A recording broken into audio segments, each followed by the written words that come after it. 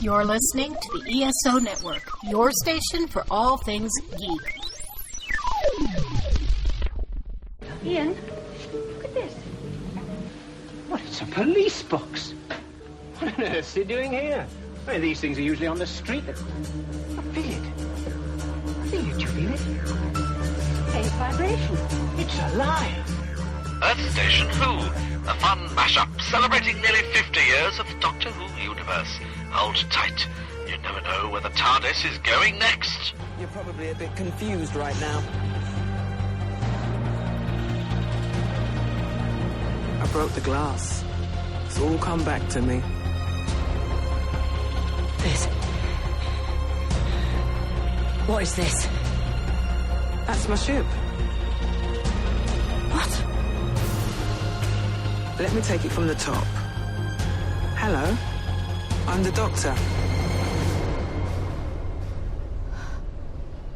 I'm a traveller in space and time. And that thing buried down there is called a TARDIS. Time and relative dimension in space. You're gonna love this. Hey there, listeners, and welcome to the 10th anniversary of Earth Station Who. That's right, folks. Way, way back, March 19th, 2012, we did our first episode of Earth Station Who, and the rest is history, folks. We've been traveling through the time with the Doctor ever since. We're the longest-running companions, you could almost say. But it's actually kind of fun that we have been chatting about Doctor Who, about Big Finish, about the original series, the new series, some books. We've talked about it all. We've had some amazing topics and amazing panels and everything over the last 10 years at different conventions across the South. And it's actually, we've even made it to California to be at Wholanta to talk about Doctor Who out there. So a lot has happened over the last 10 years with us, and Doctor Who is one of our loves and one of our passions. And thank you guys for being with us over the last 10 years. And who could I not have done this without? Of course, my companions. Of course, Mr. Mike Gordon. Howdy. How are you doing, sir? You've made it 10 years with us on this show. 10 years with this show, and even more so with the show before that. Yes, I am. I think we've established that I am a glutton for punishment. Yeah, I know, but it's cool. You know, we've been through the good of Doctor Who and the bad. So, and it's been pretty darn awesome. But happy anniversary, my friend. Yes, it's a great, it's an amazing feat, actually. I mean, who knew that we would get this far? Who knew? Who knew, right? Exactly. It's pretty awesome that we've been able to, you know, go this far with talking about Doctor Who, and we haven't made it to Trial of a Time Lord yet. That's pretty damn awesome. So it's cool. And, you know, we'll talk to the newbie who's been with the show for quite a few years now, almost 200 episodes. Let's welcome Mary Ogle. Hi, everybody. It's fantastic to be here. Yes, yes, yes. And, you know, happy anniversary to you too. Oh, happy anniversary to you guys. It's very exciting. In fact, I started listening to you guys soon after you started broadcasting, way before I knew I would be on the show. You had a psychic premonition. Yeah. I've got to listen to these guys because, you know, it was pretty awesome though. You know, that, you know, you got to join us and you've been a natural fit for us, and thank you for everything you've done with us. Oh, thank you guys. You're some of my best friends now. I wouldn't trade it for anything. It's pretty darn awesome. And thank you to everyone who's joined us over the years. Thank you for our co-hosts over the years, especially Dave West, because Dave was the co-host for the first 100 episodes. And then he regenerated into Mary. So it was pretty cool to see that, you know, and it was neat to see because Dave hadn't really done any podcasting before he joined with us. And now, you know, a lot of people know him as Phantom Troublemaker, or formerly known as the Phantom Troublemaker. And it's pretty darn amazing to see the growth and how much he's gone on to be a very successful, you know, entertainer. And it's pretty darn amazing. And also want to give a shout out to Jennifer Hartshorn, who was with us for quite some time also. And thank you. And we also had Dr. Scott Vigay popping in for quite a bit at the beginning.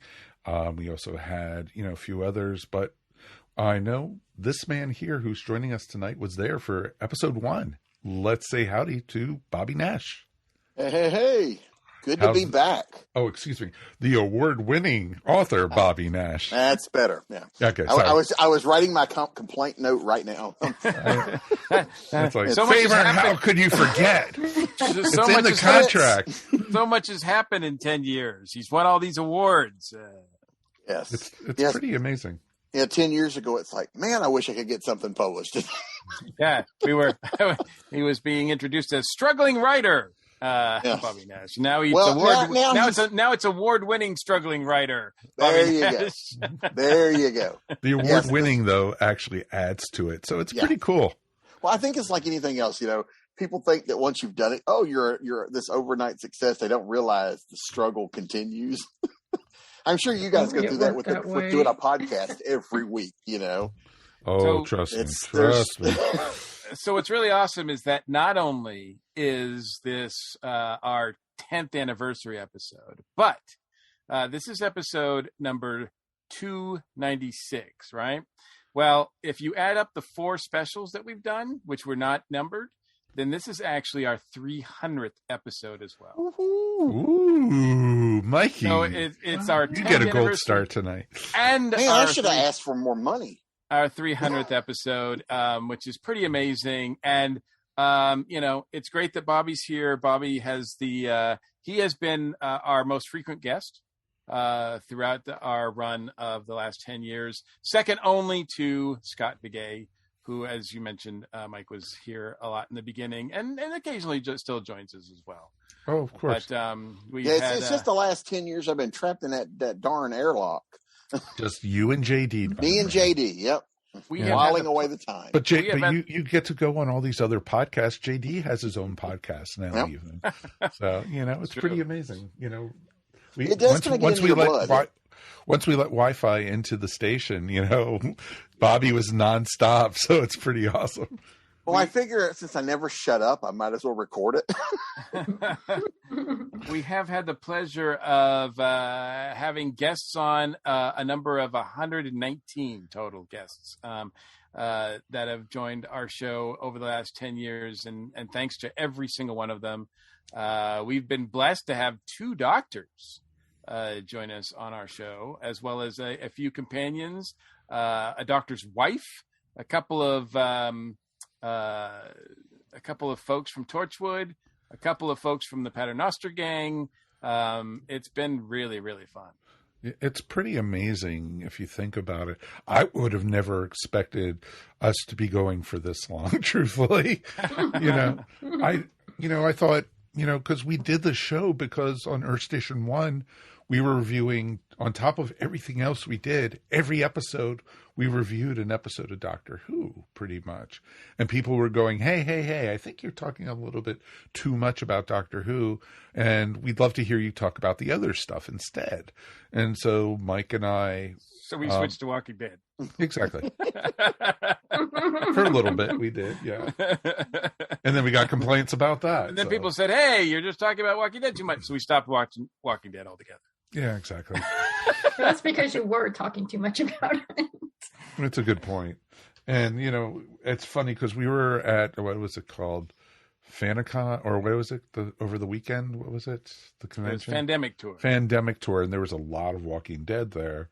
And we actually even got somebody pissed at us because we were a lot of guests, too. We were talking a little bit too much, and they couldn't get to their Walking Dead panel that was coming up. And we did go a little bit over, but, that's, if you want to hear the panel we went over with was What's Next in the MCU. That's the new episode of Earth Station 1 that's going live this week. So we've recorded that at Fandemic. So it's pretty cool. And it was a fun con to go to.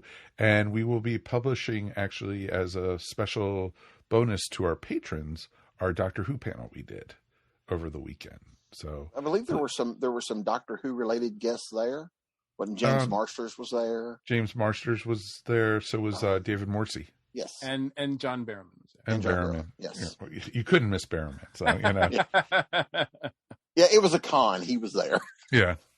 I did miss him, though. I don't think I actually saw him. It was actually pretty awesome to get to see all the different things going on at the con and such. But it's neat because with this creation of this show, this is technically Earth Station Who is for the original spin-off show of Earth Station 1. And this actually was the first show of the ESO network. So, because before that, we just had Earth Station 1. And Earth Station Who then came on board. And then Dr. Scott said, literally, I think after we recorded the first episode, hey, you're doing another show. Why don't you do a network? And I'm getting ready to do a science podcast. Would it be cool if I came on board? And so Dr. Scott's Dr. Geek podcast was the second show on the network. And actually, I think the third show was Jason and Rita, who did Transmissions from Atlantis for quite some time. Who we all met at Wholanta. So it was Doctor Who related. Exactly, because we were actually doing a podcast panel, and Jason and Rita actually came up to us after the panel and said, hey, we're thinking about doing a show. What it would take to be on your network? Because we had just said, hey, we're thinking about doing a network. And they said, oh, you have to do this, this, and this, and send me your RSS feed, and you'll be part of the network. We weren't choosy back then. That's why we took Jason and Rita. But it was kind of cool to be able to meet them. And we also met another guy who said, oh, I'm going to get doing a podcast too. I would like to join too. And never heard from that guy. I don't even remember what his podcast was about. But, I think his name was Mark Marin or something like that, Yeah, whatever happened to him? No one ever heard from that guy ever again. But Jason and Rita, within like 48 hours, got me their first episode. It was actually pretty awesome. Mm-hmm. And the way we went with ESO Network. And this show has had a lot of highs. We got to see... the very first episode we reviewed was, of course, An Earthly Child, because the first dozen episodes we actually were reviewing the regenerations. And so we went, one episode was the first episode with the doctor, then the next episode was the last episode with that doctor, and so on and so forth. And it was hard because at the time, both the 10th Planet and also the first Patrick Troughton episode was only available audio-wise. We weren't able to actually see video of it. So it was kind of neat to experience that. Then, of course, we took a break because Doctor Who came back, and it was actually Matt Smith's third season that we first started on the show with. And we actually did Asylum of the Daleks as our first new series, that, new review that we did. And we've been... ever since, we've done every episode since then. So it was pretty cool. Yeah, which the new ones we do, of course, in order because we record our reviews of them as they air. But as far as the classic series, we just do in sort of it's not a random order, but it feels like a random order. But it's a lot of our podcasting pals that do Doctor Who podcasts have said about doing the entire run of Doctor Who from start to finish. And they do a great job. Many of them do a fantastic job.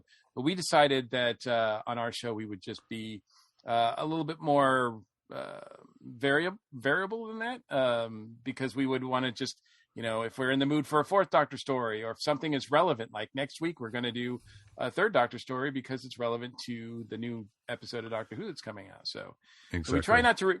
I can't believe you used variable instead of timey-wimey. Yeah. dude, I know. What kind of fan are you? No, we try to review each episode, its story once, although it has slipped by us where we have actually done it twice. 2 episodes, we have 2 stories we have done twice. And for those people who are wondering, like, wow, you've been doing this for 10 years. How many more Doctor Who stories do you have left to go? We've got 96 as it currently stands. Doctor Who stories that are in canon, actually, like, to go. And now some of those are not available, at least not until they're animated. So we haven't, so those we might not be able a chance to do. And like 4 or 5 of them are part of Trial of the Time Lord. So we won't do those for a long time. Thank goodness. So, but with every other week, 96 episodes, 96 stories, that's gonna, it's going to be a while before we, finish that run. And then we've still got Big Finish and various other things that we can do. And Doctor Who's not going anywhere. It's still going to come out with new episodes, hopefully every year. Fingers crossed. Fingers crossed. That's just them giving you guys time to catch up. So, there's still a lot for us to cover. So I originally was excited about doing this 10 years ago. I was excited about doing this because I wanted to see every Doctor Who story that had ever been filmed. And, we're well on our way. I think we're like, 2/3 of the way. So definitely. And we haven't even done any of the spin-offs yet. We haven't, reviewed episode by episode of Torchwood or Sarah Jane or God Help Us Class, so, we haven't done any of that yet. So that's still to come. I'd like us to eventually get there. Right. This is Mike's way of admitting we have no class. And exactly. No, we will not have class on this show. There will be no class. There will be no class. That's a no class. Nah, not at all. But yeah, so we got a lot to do still on the show. So the future's bright for us. And, we're not going anywhere. We like talking with each other. We like being, and hanging. And it's pretty cool to be able to talk Doctor Who. And there's still an interest. And there's a growing interest, especially with RTD era Part 2 coming. And so it's going to be very interesting to see what comes about it. And as long as he doesn't have farting aliens, I think we're going to be okay. So, or Rose returning. Well, that's a big okay, but What about Rose returning as a farting alien? I could go for that. That I could go for. That one's okay. That one's okay. That And one's fine. like I keep on saying, the actress Billie Piper, no problem with. Not a problem with. Rose, problem with. So, but, because, I liked her as the moment. And she was a ton of fun as that. And for the 50th anniversary, I'd be curious to see if they invite her back for number 60. So could be kind of cool to see. And who knows what will happen. Who knows, as a certain doctor said, A certain curator said. Curator, that's true. He wasn't a doctor. He just pointed at his nose. At least we don't know. Exactly. Whether he was or not. That's all in Moffat's head, so it's okay. So, but yes, folks, and thank you. Thank you for joining us for all the 10 years. I know some of you are fairly recent. Some of you we just found at Fanaticon, and you're listening to your first episode. Welcome, and thank you for joining us, and thank you for being part of the panel. It's pretty awesome to see you guys. But always awesome to be with you guys here. So definitely would love to hear from you guys at home, though. Please write us feedback at earthstationwho.com. Definitely would love to hear what has been your highlights of the show, a couple lowlights. And, I always loved it when we used to go to cons and people would walk up to me and said, "Why did you fire Phantom from the show?" I am going to tell you now on this episode, I did not fire Dave West. He left on his own free will because it was during the middle of the Capaldi era and he was actually losing interest in the show. And he said he didn't want to be part of a review show that, he couldn't put his full in and his care because, and I understand that because especially he felt like at the time his son was still really young and he didn't feel right having his son watch the show. And so that was one of the many reasons he left. So well, and Jennifer, I think, had similar feelings when she left as well, because she was sort of kind of over a lot of the stuff that was going on, and we get it, I mean, I'm a diehard, and I haven't, even though as people who have listened, especially over the last couple of years, know, I mean, I'm not a huge fan of Chibnall and what's been going on lately, but it's not been enough for me to say goodbye to this franchise just yet. And there's still enjoyable moments. As much as we rag on Chibnall, there have still been episodes that we've liked. Absolutely. And I love Jodie. So if it was something where I didn't like the doctor, the actor or actress that's playing the doctor, and I didn't like the showrunner, then that would be a major problem. But the fact that I like Jodie a lot really secured me into watching. And as I've said many times, that even last week when we reviewed a unfortunate John Nathan Turner episode, which this one is John Nathan Turner too, so I guess I should sort of hold back on that criticism. But on the X-nay, Mike. Yeah. but in any case, I no matter how bad the episode is or how bad the story is, I love talking to you guys about it, and that's what makes our show fun. Exactly. And that's pretty much the interesting part about it, is being with you guys. I wouldn't want to do the show without you guys. And I have fun with you guys. I love hearing your opinions. Sometimes people complain that we agree way too much on the show with our reviews. But, sometimes we don't. And that makes it interesting that, everyone has their own opinion. And there's episodes, folks, that we don't like of Doctor Who. We're just not clones where everyone goes, yes, Doctor Who's the best show on the world. It is, And I've heard some podcasts where even if it's a really bad episode, they're going to go, oh, it's wonderful, it's great. And it's like I'm biting myself in my cheek not to yell at them, And it's like Judy half the time goes, why are you yelling at your phone? It's like, listening to this podcast. And it's like, okay. So I think there's also a sense of community that's been built too around this, you guys and the podcast over the last few years. Like I see you guys at shows, at conventions where you're talking with listeners, and we've met listeners who have found us to tell us how much they enjoy listening to the show. This one or Earth Station 1 or any of the others. That's been really cool to know that, because I don't know if you guys do this, but whenever I do this, I tend to forget that there's listeners. It's just we're having a good time. We're having a conversation. And then someone later goes, oh, yeah, I was listening to that. And I'm like, oh, I hope I didn't say anything bad. Oh, we were recording that. Sure. Let us, on our 300th episode, let us just let our devoted listeners know how much we really care about them while we record. No. Wow, Mike. I didn't say that. We are so comfortable with them. It is like just sitting with a group of friends. Right. It's not thinking, oh my God, there's 12 people listening. Isn't that the magic number? There's however many hundreds of people are listening. I don't think about it when I'm doing it. But I am in this, and also, there's right now currently, there's an infinite number of podcasts, right? I mean, there's just so many podcasts out there that are vying for people's time, attention, etc. And another like hundreds of them are devoted to Doctor Who.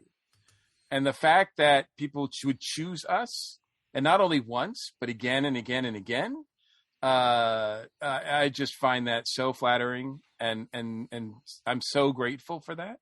And that really moves me a lot when I meet people and I hear about that. I think Mike let us know a stat, I think it was a couple months ago, that we were like in the top 100 of Doctor Who podcasts in some sort of chart. And I was like, really? I mean, because that doesn't seem like a lot, but in the vast sea of Doctor Who podcasts that are out there, that to me is amazing. Mm-hmm. Exactly. And I always used to be, amazed when some of the other podcast alliances and stuff used to read the ratings and, orders of the most popular Doctor Who podcasts each week.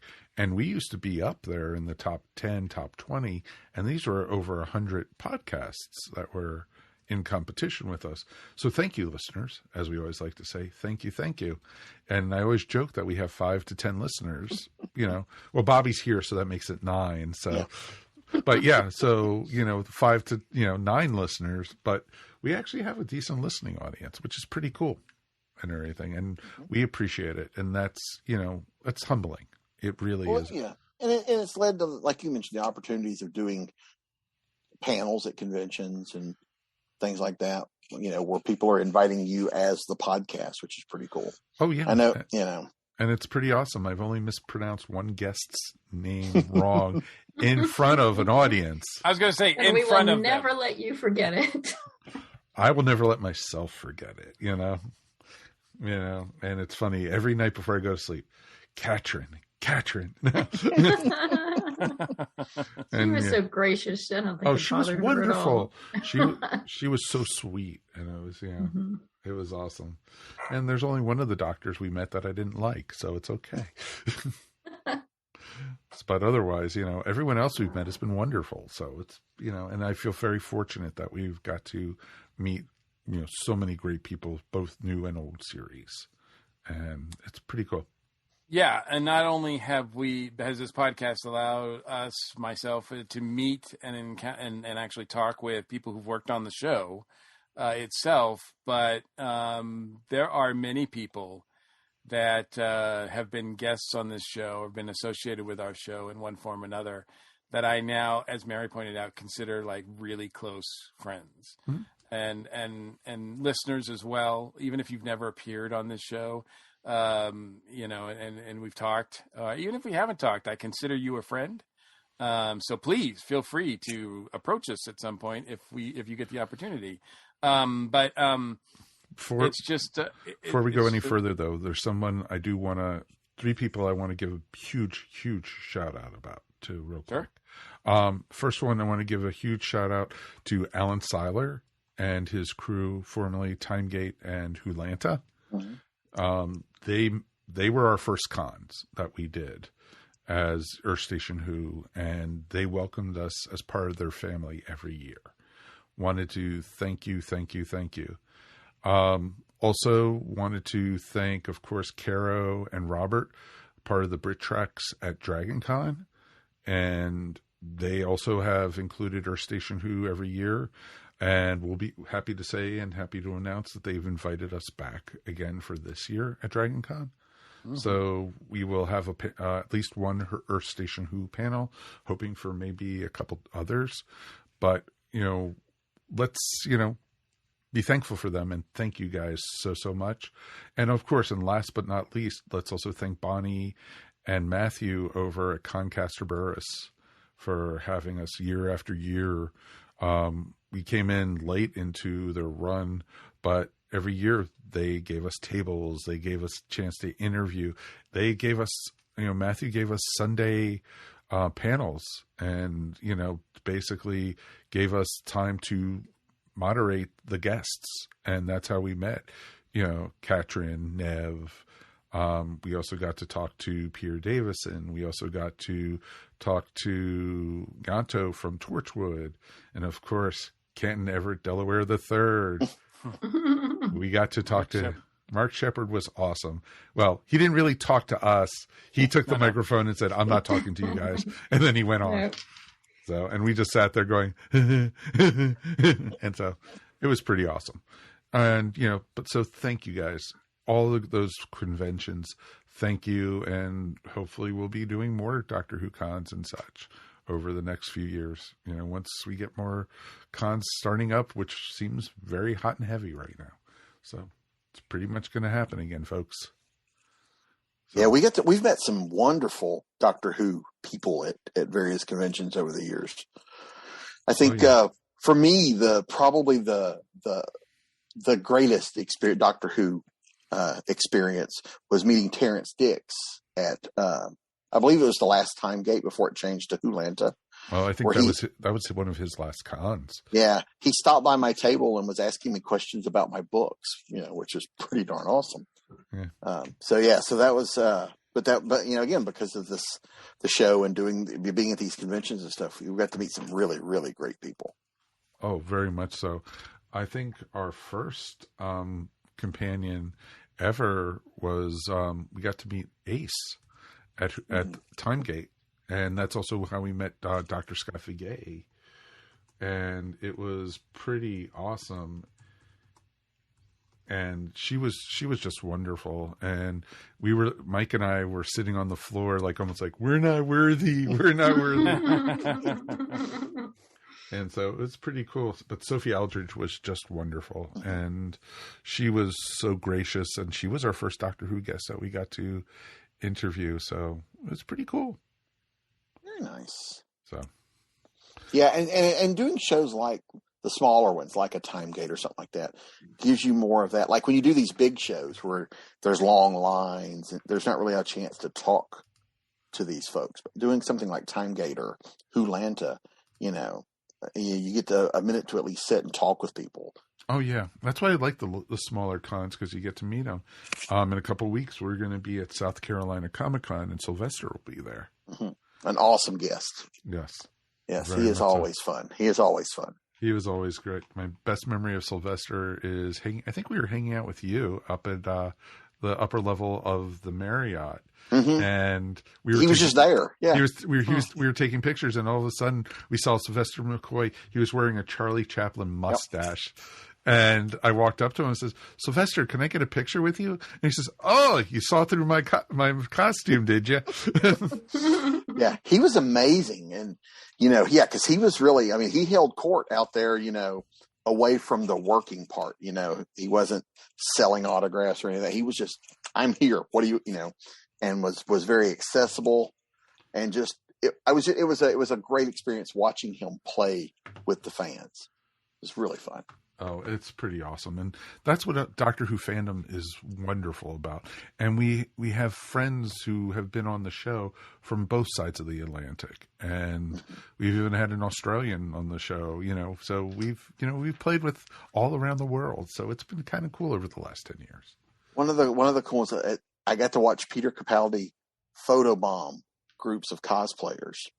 Like he would sneak up behind them, and they would take the picture, and the people taking the picture would be all laughing and all this. And they're like, "What?" And then he would leave, and so they wouldn't know until somebody told them that he was there.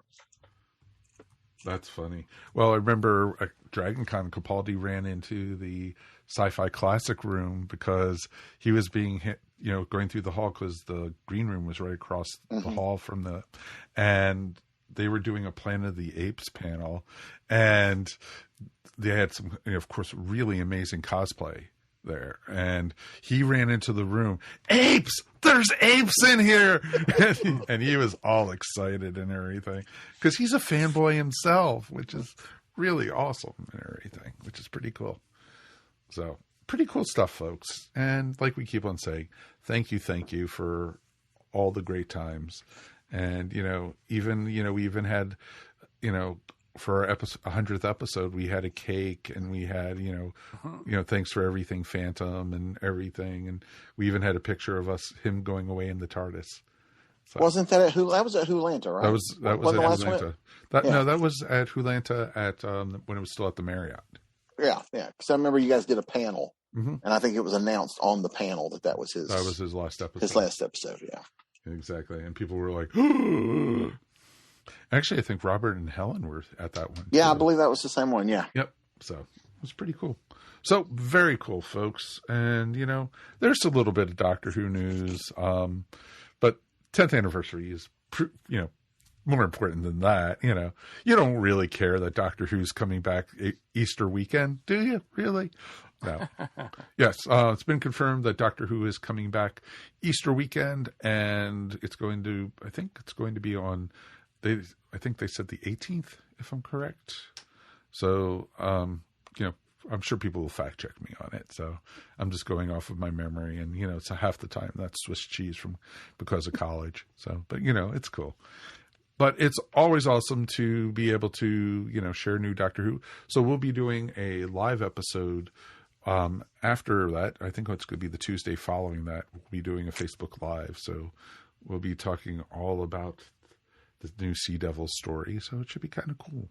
And do you know if they are doing it like they did the last run, where they're going to air around the world at the same time? They did that for the New Year's special.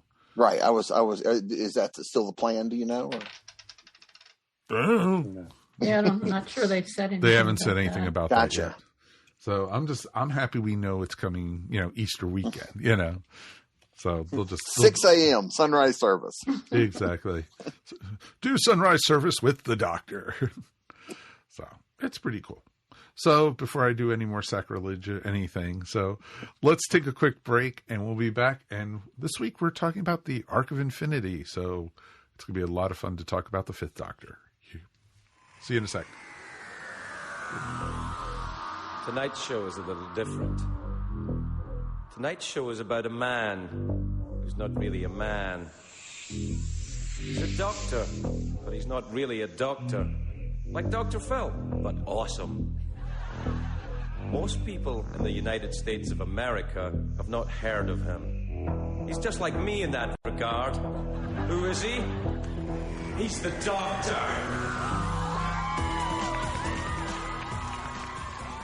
Modern Musicology is a podcast covering topics on rock and pop, ranging mostly from the 70s, 80s, and 90s, with occasional excursions into the 60s and aughts, and even occasionally the 2010s.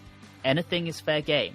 Classic rock, R&B, folk, punk, prog, rap, metal, and way more, with 2 Americans, 1 Brit, a ton of fun, and a healthy dose of cynicism.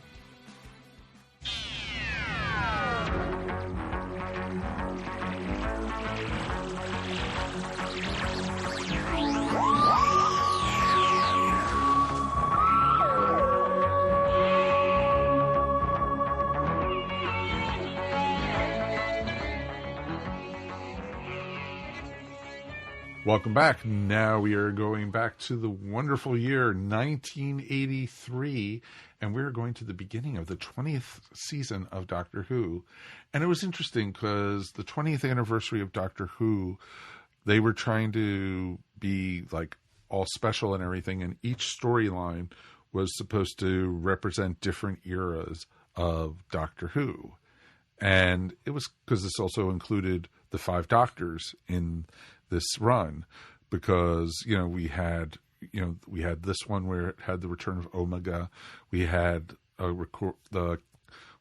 Snake Dance was the next episode, and then you had I think the return of the Sea Devils, and the couple other characters. The Daleks were later in the season, and so you also had the Brigadier come back in this season. So you had a ton of different things happening in this era of Doctor Who. And we had, of course, the 5th Doctor, and it was mostly him and Nyssa and kind of Tegan in this one. Sort of, kind of. Yeah. Kind of, but it was kind of, she was not gone for very long. No, she wasn't even gone for a she wasn't even gone for a storyline. They left her behind in the last story, Time Flight. Right. And they act like they haven't seen her they act like they haven't seen her in like years. And it's like, it's just in the last story. So Exactly. Well, she had gotten fired from her flight, because she was basically a flight attendant. I don't want to call her a stewardess, which they used to call them back then. And basically she was, I guess, because she kept on disappearing because she was on the TARDIS, and she lost her job. And so she was fired for it. And so she was just wandering, and she was going to visit her cousin in Amsterdam, who was backpacking through Europe with his friend. And then the dark side of traveling with the Doctor. Exactly. Well, it's so strange because throughout most of Tegan's first year or so, she wanted nothing but to go back home, and then they leave her behind. And so she's back home for how many years, I don't know. But now in this one, she's like, they're like, you want to come back? And she's like, yes. And the Doctor's like, not that thrilled about it. and if Tegan knew that Snake Dance was the next story, she wouldn't be that excited about it either.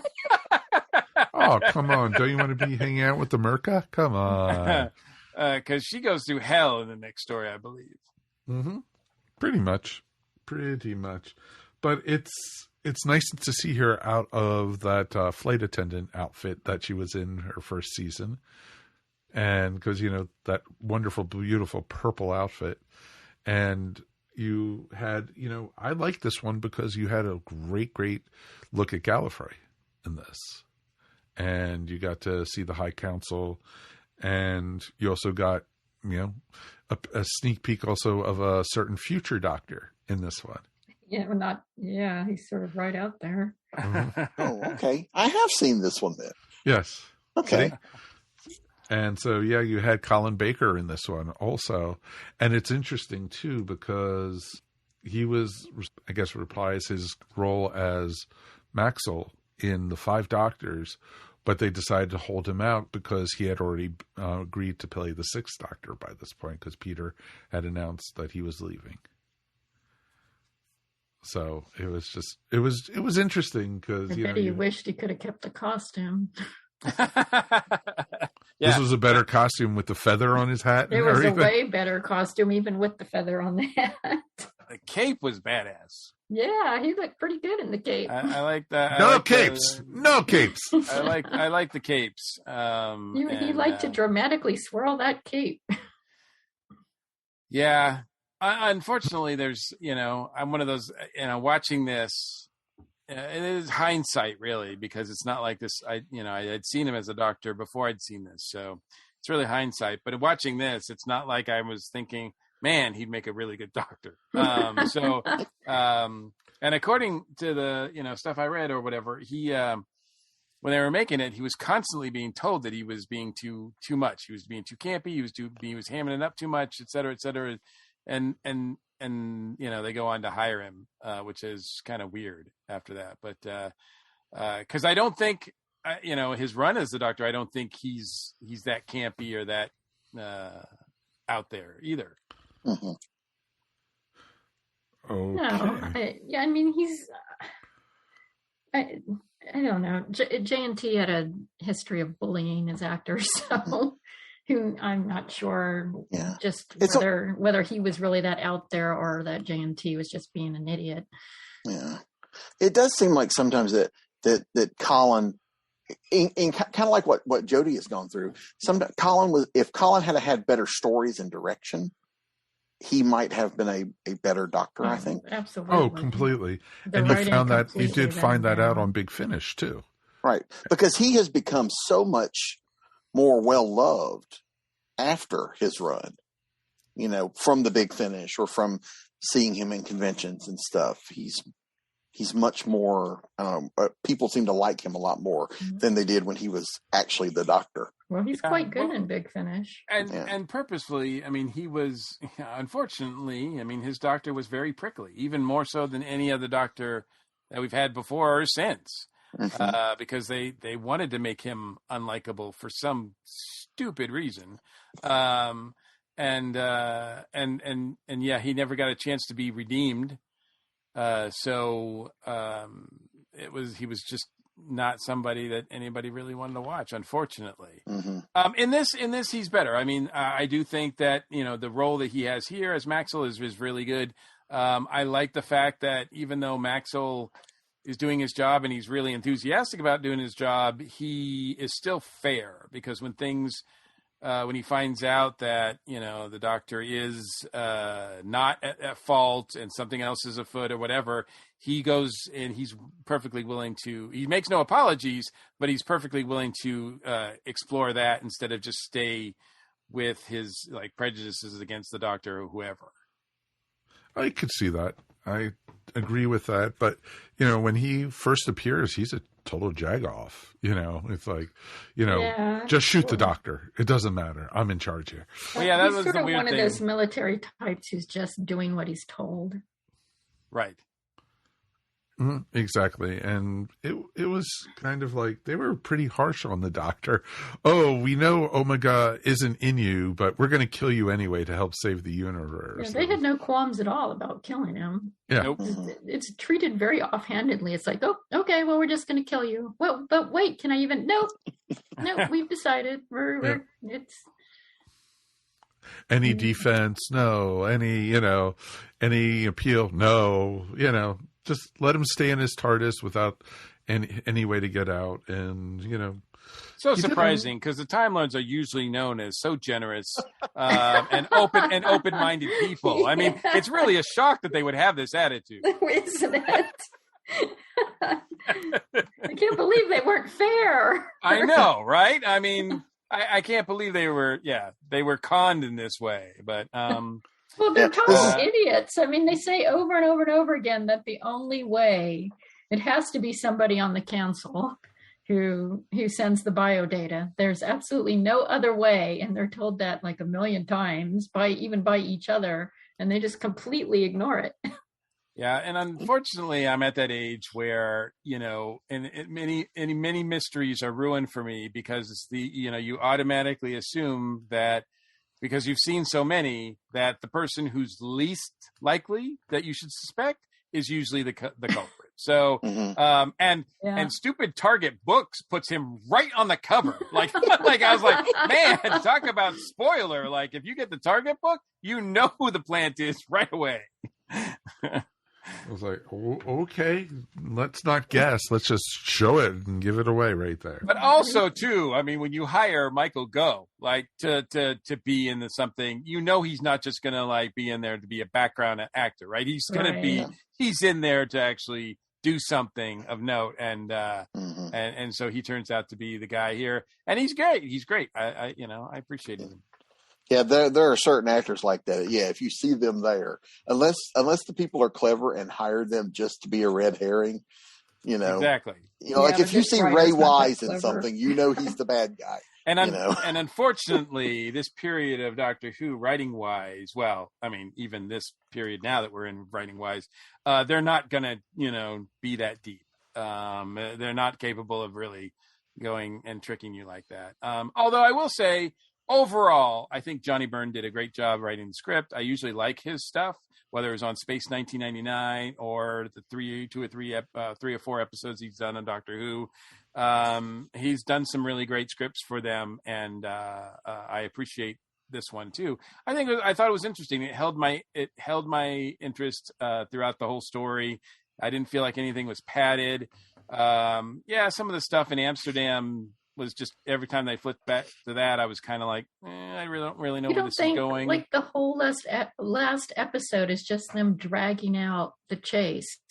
Oh, exactly. It was one of the worst chases forever. But it's no. It's them going like, hey, you got this location where like this is only the second time in our history we've gone on location. Let's show Amsterdam. So we get to see that does not make it any more interesting to watch them chase each other. If you've never been to Amsterdam, like I haven't, I'm fascinated. Hey, I've never been to Amsterdam either. It still didn't work. I think I liked this episode less than you guys did. So here's one column for us not agreeing on everything.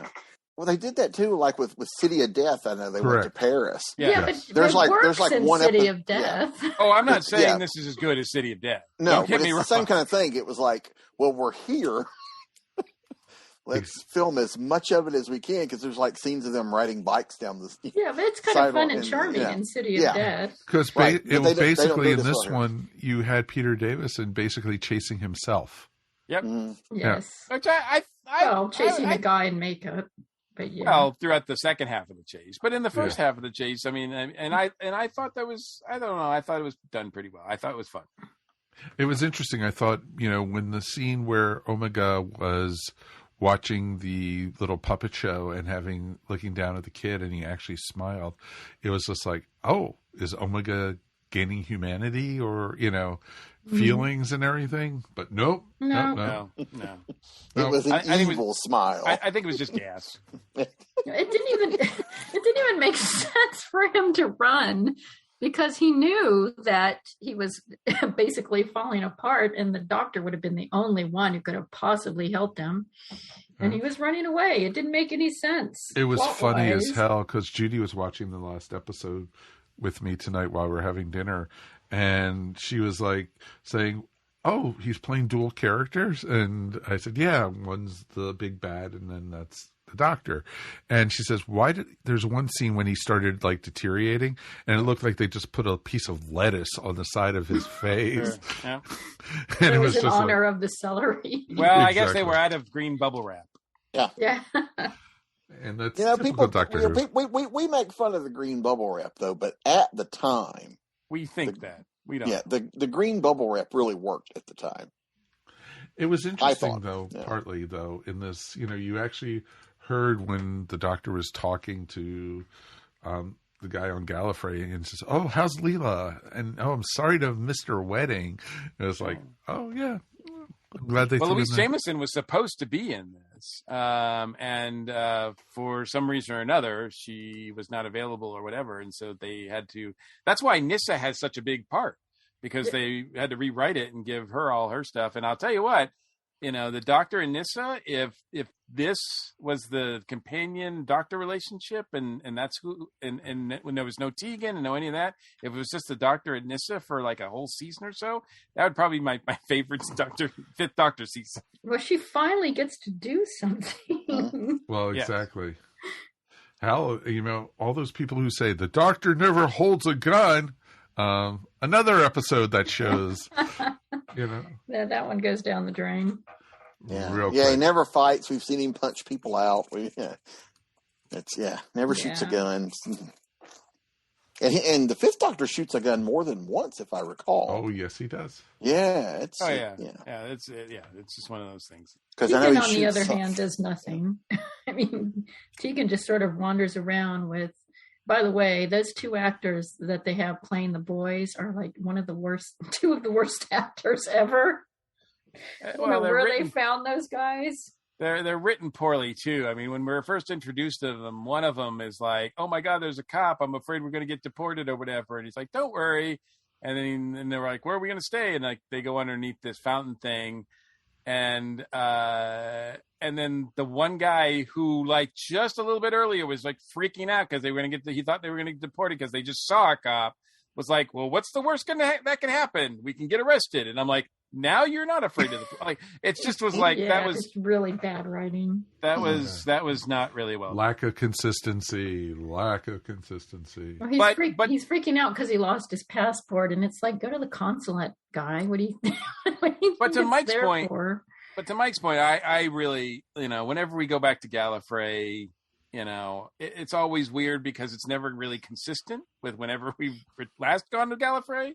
I don't know which one, I obviously we're doing this out of order and I haven't watched them all. So, my understanding is, I guess the last time the Doctor's been to Gallifrey before this was when he dropped off or, when Leela left, right? Well, technically he didn't when Leela, that was the, invasion of time. That was when the invasion of time when the Centaurans attacked or whatever. Yep. So, so I don't know the Fifth Doctor well enough to know if this is his first time at Gallifrey. Was he still president at the time? He's been president so many different times. Yeah, he uses his presidential code. He uses the presidential code to get. I don't know why he didn't do that the first time when he was locked in, but he does use his code to get in, get around a couple times. And then someone's like, I think Nyssa calls him on, like, "How did you do that?" And he's just like, magic. Like he doesn't say it all. Like, of course, because the Doctor's not going to reveal his secrets, but. No, of course not. But it was interesting too because you get to see Gallifrey a couple episodes down in the Fifth Doctor and the Five Doctors. Also, oh right. So and Barusa changes again. They have a different actor to be Barusa, and he's the big bad. Oh, by the way, spoilers for those who haven't seen the Five Doctors. This 40-year-old show. Exactly. So, and this is the first time we're seeing Omega since the Three Doctors. It's he's only appeared twice in. Wow. Okay. He's been in Big Finish, but he hasn't been on TV. This is probably got his own series in Big Finish. Most likely. And I still swear up and down that if Moffat had his way, he would have been bringing back Omega as the big bad. Yeah, because it does surprise me because as so many of the characters that they have brought back in New Who, that's one that we have not seen. Mm-hmm. Especially with what they're doing with the Timeless Child and everything. Mm-hmm. It would have been kind of cool to do that. Well, he's like a big joke now because every single time they're trying to hide a villain, everybody says, "Oh, it's Omega. It's Omega. It's Omega. It's a Valyard. It's the whatever." Right? So that's it. Like the MCU has that. Oh, it's Mephisto. Yeah. Number has. Oh, it's Omega. Absolutely. And what was the point of the bird thing? The bird thing was just stuck in there. Yeah. The bird thing was just there. We're short. We need something to fill this space. Oh, what was that bird thing? Oh, it's one of Omega's experiments or whatever. And it's just like, oh, God, I felt bad for the guy who had to be in that costume. Yeah, and I was like, how do you know? Like he's like, that's one of his experiment creatures. And I'm like, how do you know?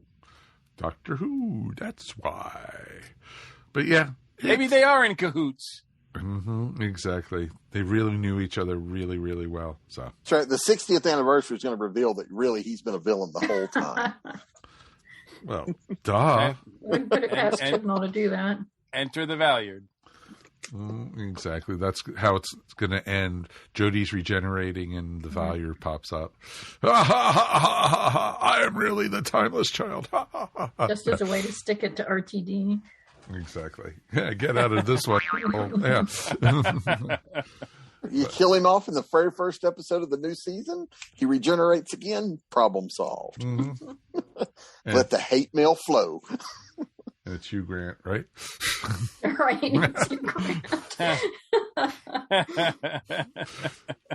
Boom. I still, I don't care for. I want to like the Fifth Doctor, but he's a jerk, like a lot of times, and he's a little bit. Well, sometimes he can be charming, but most of the time he's just a kind of a jerk.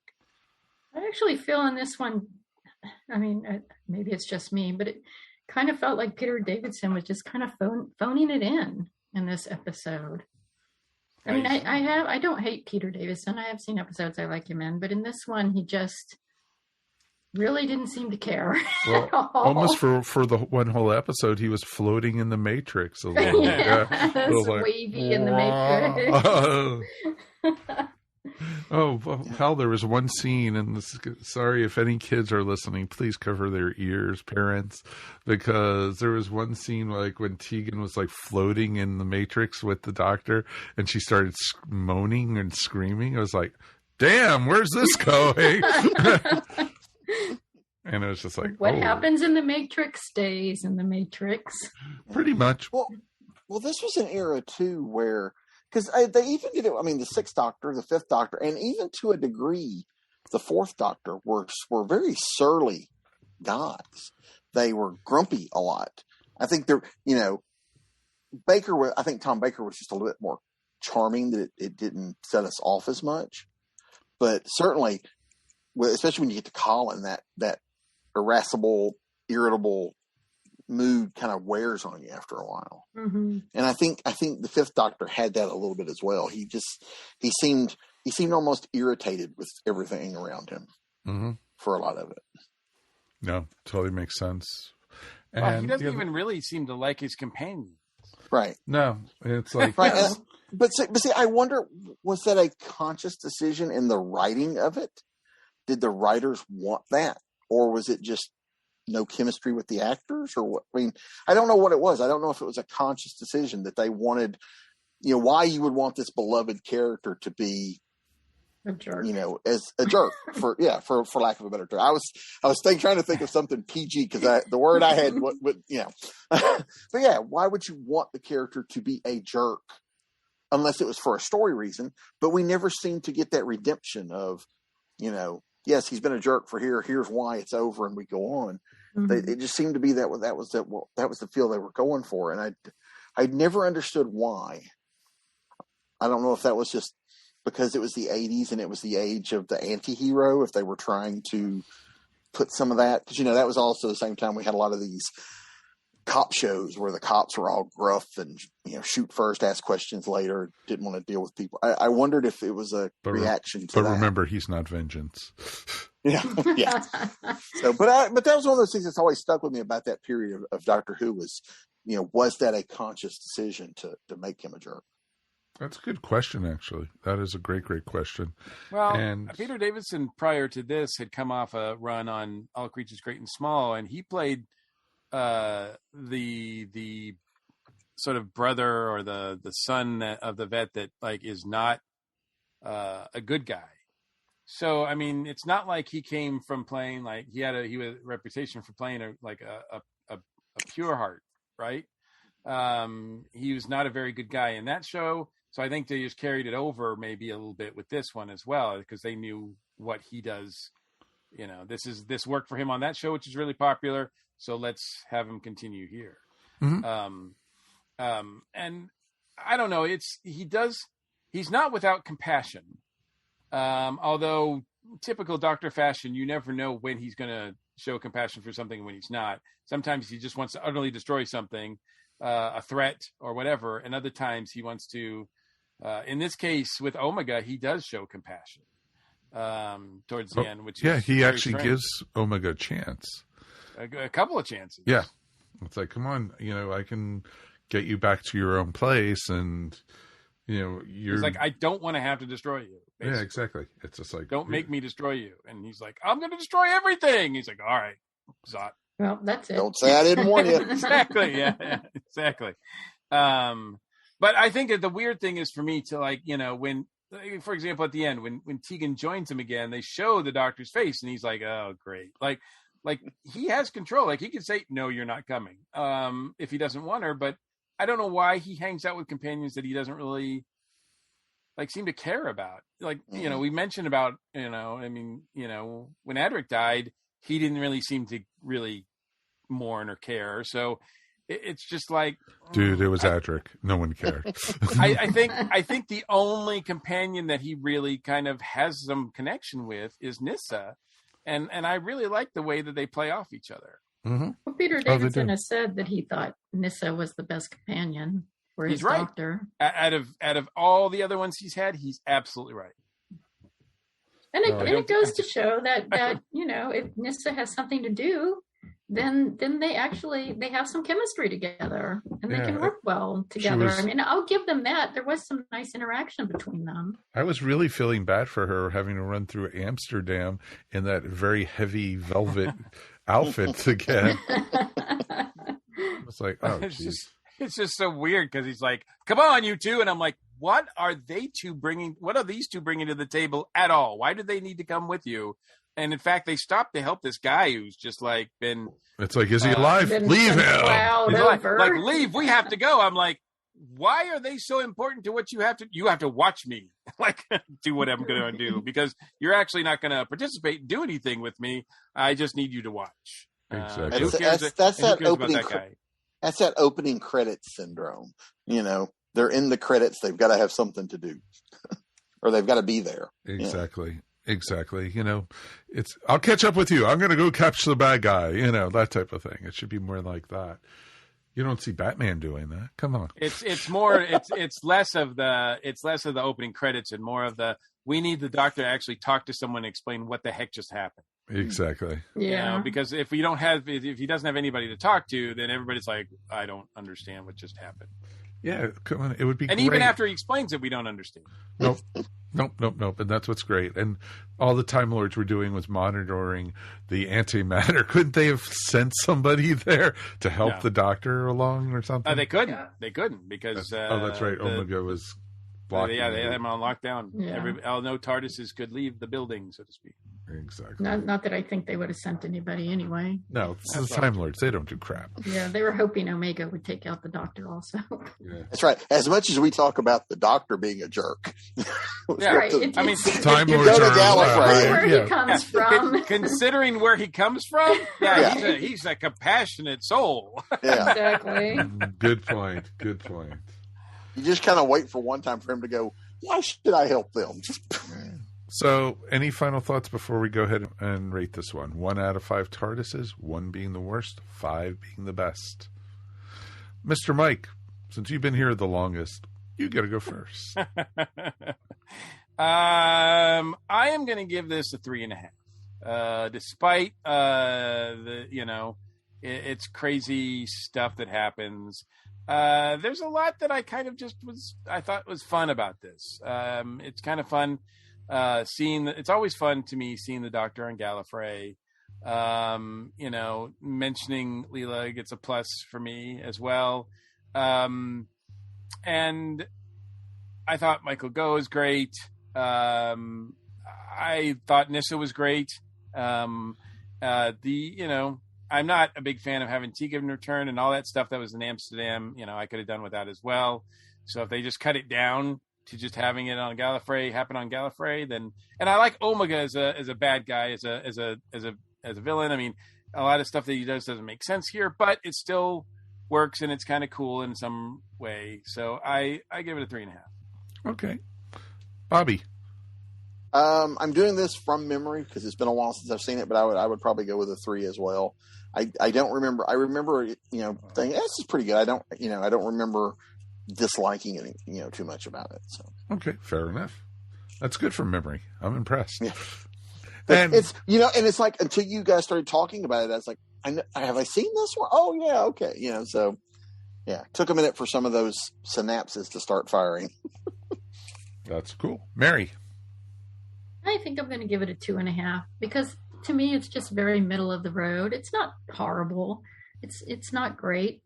It's kind of a typical Fifth Doctor episode for me. A lot of his episodes are like this for me. They're just kind of, they're okay, but they're not great.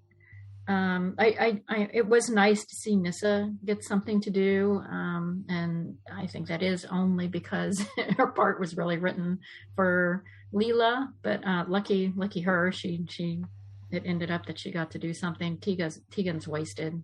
There's some really bad acting in here. There's some bad writing, but it's, overall it's kind of fun to watch. Though I will say that last episode where all they're doing is chasing each other through Amsterdam goes on for about 15 years.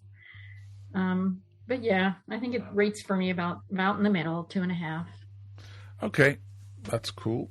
All right. For me, I'm going to give this one a 3.25. And it wasn't quite a 3.5. It's been many, many years since I've seen this one, and I enjoyed it.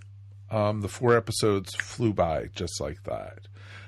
For some reason, I always thought, and from remembering it, I thought Amsterdam had more of a presence in this than just really in the last episode. And I thought a lot of the story, and it was like, when I was watching it this time, it was Gallifrey. They were on, and it was just like, when are they going to Amsterdam? Isn't it in this episode? No, it's like, nope, not until the 4th. And it was just like, okay. But back in high school, when I saw this the first time, I so fell in love with Amsterdam, and it's on my list of places that I've always wanted to go. And, for many reasons, and get the thought about the drugs out of your head, being illegal there. But no, it's the museums, the culture. I so want to go to the Rembrandt Museum. I studied art when I was in college, and there is some amazing things in Amsterdam that I want to go see. And, it's going to be awesome when I finally make it there. I think Judy and I are actually playing with the idea of us going there for our 20th anniversary in a couple of years. Oh, that's going to be awesome. If the world's still around. So yeah, there's a great place you can stay. It's underneath a fountain. Very cheap. No, very cheap. Very cheap. It's too dirty for Judy. She won't stay there. You need to film yourselves rerunning the path that they took in this episode. It's been cleaned out by then. Yeah. Now it's probably an Airbnb, so it's okay. That's right. That's exactly right. So that's what Tegan's cousin did. Right. Once he got out of the hospital. Exactly. Once he got out of the hospital, I'm going to rent this out to hitchhikers and backpackers all around the world. But we definitely would love to hear from you guys. What did you guys think of this one? Feedback at earthstationwho.com. We definitely would love to hear from you guys. We did get a piece of email, so of course we're going to read it because, that's what we do on the show. Tony Bowers actually dropped us a line talking about Vengeance on Varos, our last episode. He said, "Hey guys, I listened to your review of Vengeance on Varos and pretty much agree with almost everyone's assessment of it." Thank God, I thought he was going to have to defend it. One interesting note is that during the 50th anniversary, this is the story the BBC picked to represent Colin's tenure as the Doctor for its Doctor Who Revisited special. A sad commentary on the quality of the show at the time. That's why we've seen it before, Bobby. That could be. Yeah. That very well could be. You were swearing up and down last week that you guys had seen this before. We had seen this before. Yeah, because we were trying to figure out why. Because Mike was something. I was like, wait, is that the one that starts out with them voting on? And he goes, yes. So I did think that for the entire show, but that opening with them having to choose and do those, I thought that was a fantastic beginning of a story. Yeah, too bad the rest of it went. Yeah, it kind of goes off the rails a bit, but I thought that was an excellent beginning of an idea that never quite fully materialized. That's pretty cool. I'm glad you guys actually watched it. And my memory was working. Yay, there you go. Because Mike was swearing up and down that we had reviewed it already. So I thought that's the only reason I would watch it. And I couldn't imagine why I would watch it again, but I did. No, we wouldn't. No. Yeah, never again. Nope. Tony went on to say, I've met both Colin and Nicola Bryan at Hulanta, and they are both lovely people. She had a wonderful speaking voice in real life. They both were doing a huge disservice during their time on the show. The story is an excellent example of that. Thanks and keep up the great work, Tony Bowers. P.S. I have the Syl action figure. I don't know if he wants to promote that or not. Well, that would be cool. I wonder if it comes in a little aquarium case or whatever that you can sit on or whatever. Exactly. It has little bubbles in it underneath. Yeah, it might be quite rare. Well, I'm glad, Tony agreed with us, because I know that someone made a comment on social media when we posted the episode that this was one they couldn't wait to listen to our review because it was one of their favorite episodes, and I was like, oh, ouch, like all I had to say was, I am sorry. I am so sorry. Yeah, I mean, I certainly hope that in our enthusiasm or whatever, in our critiques, and as much fun as we have sometimes, even with the bad ones or ones we don't like, I don't want to throw it out there that we're offending anybody that likes this stuff, likes these episodes. You like what you like, and so I can't like something or pretend to like something that I don't. So exactly, and there's episodes that we like that other people can't stand. So sure, and that's normal, and everyone's entitled to their opinion, even if they're wrong. They're still entitled to it. So it's pretty cool though. So definitely, this is going to wrap up another episode and our 10th anniversary episode. This has been a ton of fun, folks. Bobby, thank you for being here with us once again. Oh, my pleasure. It's been too long. Thanks for having me back. Oh, dude, it's always good to talk to you. Anything you want to promote? I know. Who am I talking to? Of course. have you got another hour? There's always stuff. BobbyNash.com. There's always stuff. Yeah. So conventions are coming back, so I'm starting to add more appearances and events. So if you're, feeling, like coming out to events, look me up and come say hi. Mm-hmm. Any shows you're going to be at coming up? Actually, I have one next Saturday, April the 2nd. I'm at a library in Dalton, Georgia, for the Dalton Library's Author Fest, which should be a fun day. Oh, nice! It's a great ride up there, so it's pretty cool. So we're figuring we're going to do that, and then since we're in Dalton, it's just a short hop to McKay's. Before, I thought at first I thought you were going to say Buc-ee's, but that's okay. Oh.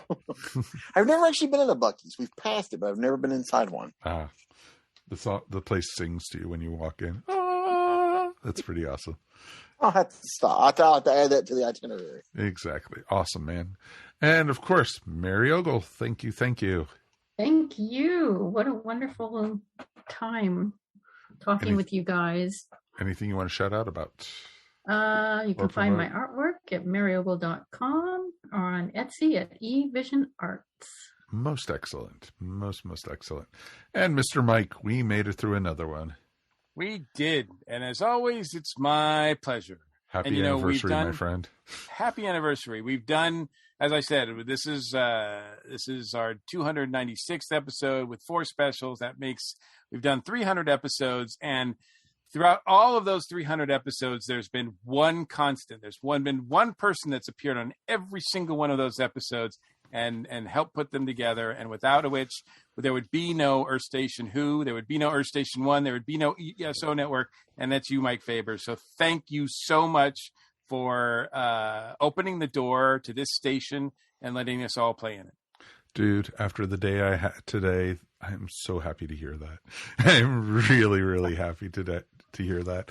You guys, truthfully, you guys brighten my day. Whenever I do recording with you guys, and it could be the crappiest day I've had, and today ranks up there with one of those. And you know what? Talking to you guys just brightens it up, and I am so honored to be working with some most wonderful people and people that I love, that I enjoy being with, and that, I'm looking forward to seeing where the next 10 years goes.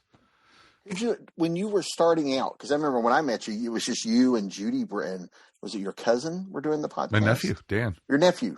It was just the three of you were doing it when I first met you. Yeah.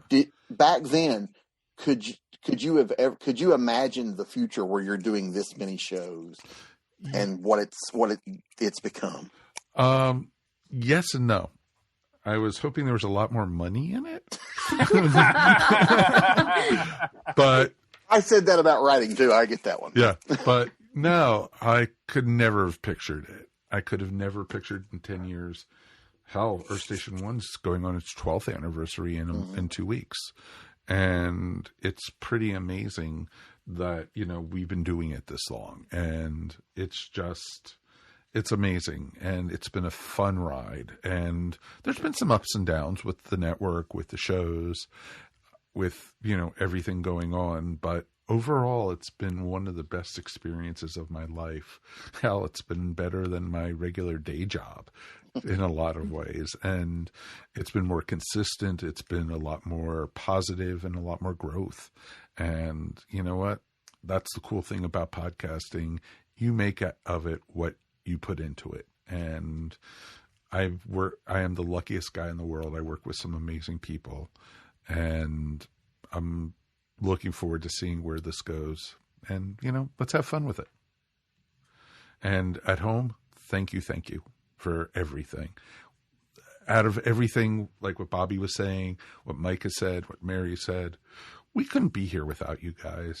If we literally, we love talking to each other. We could sit at a restaurant and have the same conversations, but we love being able to do it with you guys.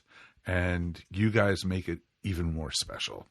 And knowing that you guys are enjoying it, you guys are here with us and have supported us and egged us on, heckled us, all the above, I'm just thrilled with it. And thank you. That's all I could say. Thank you. And you know what? We're going to do another episode in 2 weeks because we love you guys so much. We'll be back, and we're going back to the Third Doctor era. We're actually going to be looking at the Sea Devils. That's right. Getting ready for the Easter special, so why not? And actually, I've never seen this one. This is going to be fun. This is going to be a Third Doctor story that I've not seen. So I'm really looking forward to seeing it. Love Pertwee anyway, and it's just going to be a ton of fun. And you know what?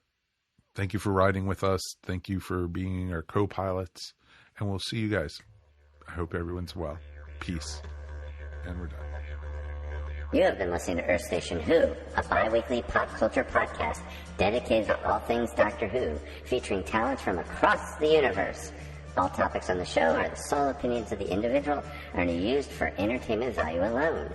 You subscribe to our podcast up on iTunes, Stitcher, or follow our blog at www.esopodcast.com. You can also follow us up on Facebook, Twitter, or Google+. If you enjoyed the show, please leave feedback up on iTunes.